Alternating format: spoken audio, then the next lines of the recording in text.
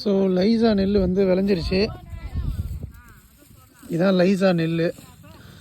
இது வந்து பாரம்பரிய நெல், அசாம் வெரைட்டி. ஒரு வழியாக அறுவடை பண்ணிகிட்ருக்கோம், கை அறுவடை தான். இது ஃபுல்லாக விதைக்கு தான் வைக்கிறோம். இதோட பெனிஃபிட்ஸ்னு வந்து பார்த்திங்கன்னா, புற்றுநோய் வந்து கேன்சர் இருந்தாலும், அதாவது புற்றுநோய் இருந்தாலும் அதை அந்த கிருமிகளை வந்து அழிக்கக்கூடிய மகத்துவம் வந்து இதோட அரிசியில் இருக்குது. ஸோ இதுதான் இதோட பெனிஃபிட்ஸ் அப்படின்னு சொல்லியிருக்காங்க. அதனால் நண்பர் ஒருத்தர்கிட்ட இருந்து வாங்கி ஒரு 5 கிலோ தான் வாங்கி நட்டிருக்கேன். இது எப்படி இருந்தாலும் ஒரு மூட்டை அளவுக்கு தான் வரும் விதை. யாருக்காவது விதை வேணுன்னா சொல்லுங்கள், விதையை முதல்ல பரப்புவோம். விதையை பரப்பிட்டு அதுக்கப்புறமா நம்ம வந்து அரிசி ஆக்குவோம்.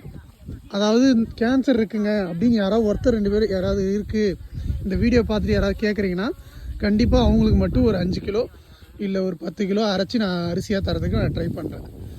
வேணுன்றவங்க காண்டாக்ட் பண்ணுங்கள். இது லைசா பாரம்பரிய நெல், அசாம் வெரைட்டி.